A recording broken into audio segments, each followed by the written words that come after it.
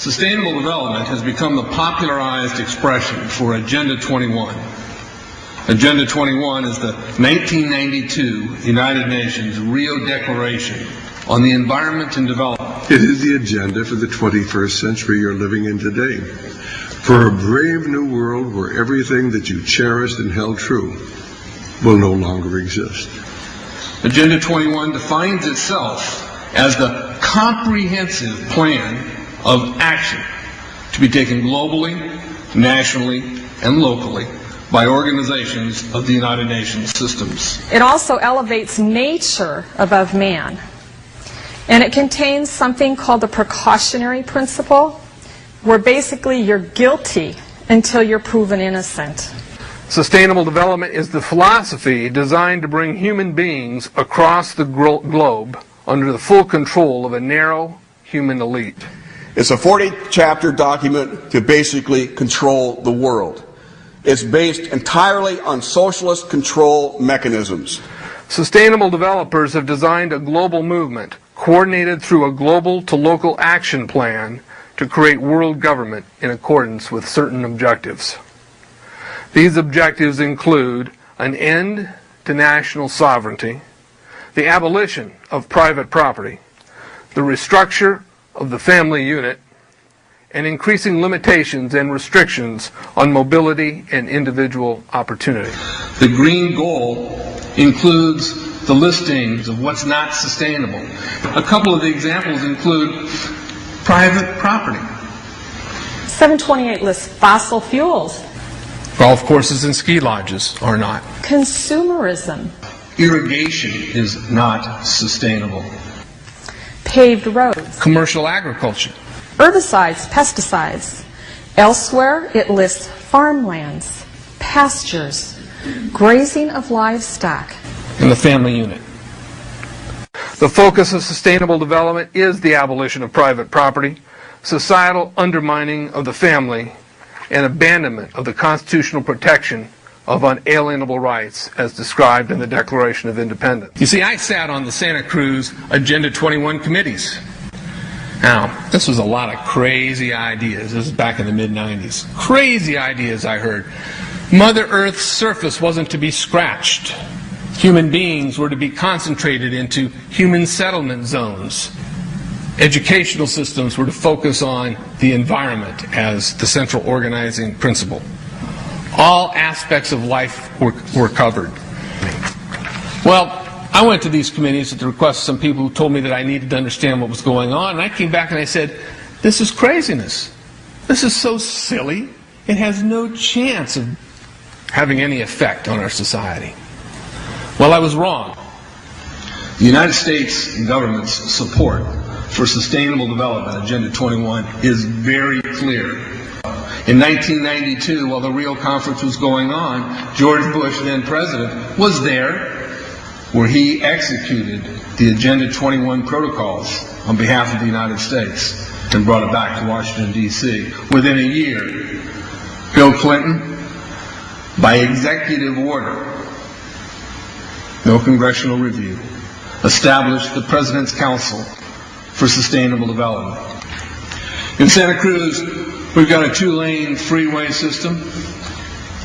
We need 4, but what we're getting is hundreds of millions of dollars of federal money to take a dilapidated rail line that Southern Pacific wants to put in the hands of somebody else so that a commuter line can be built along the railroad track. That'll be followed by 14-story buildings where people will live and stack them in pack them units, where developers or so-called sustainable developers will build these high rises with federal dollars. In fact, Santa Cruz has received a $300 million federal grant to build the first 3,000 of these stack them and pack them units. The County Board of Supervisors has said, if you are a sustainable developer, you're immune from any construction defect liability.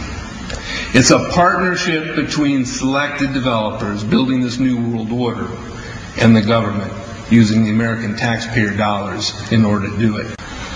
This is a map of the Wildlands Project.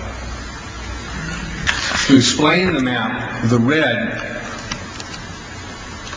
are areas that are to be off limits to human beings. No resource development, no human activity. If you live there, you won't. The yellow areas are the areas for major control of all human activity. If you live there, you won't.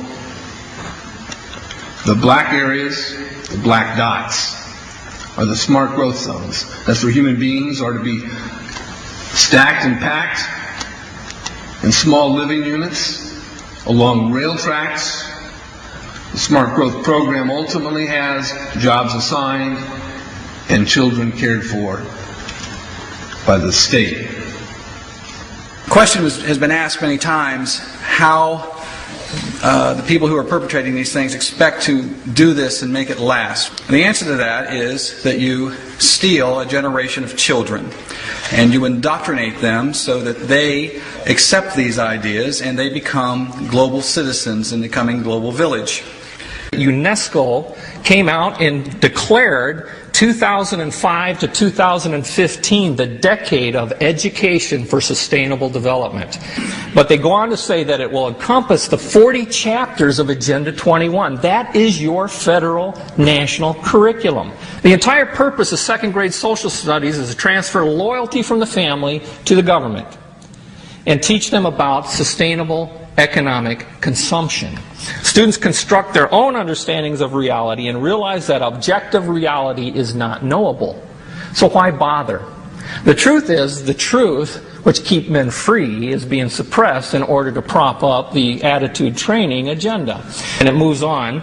This is our new math called connected mathematics. Standard 3 tells us that students learn that mathematics is man-made, that it is arbitrary, and good solutions are arrived at by consensus. Most of us assume 2 plus 2 is always going to equal 4. You're wrong. We might reach a new consensus. How well does it work? Well, they tell you in the teacher's guide in the back, it tells us that because the curriculum doesn't emphasize arithmetic computations done by hand, some students may not do as well on tests assessing computational skills. We believe such a trade-off in the favor of CMP is very much to the student's advantage in the world of work. Our children are mathematically illiterate on purpose. How do I know on purpose? Why isn't this just a basic bad idea? Because the Sustainable Development Plan tells us so. Generally, more highly educated people who have higher incomes consume more resources than poorly educated people who tend to have lower incomes. In this case, more education increases the threat to sustainability. Charlotte Iserby, I owe you an apology.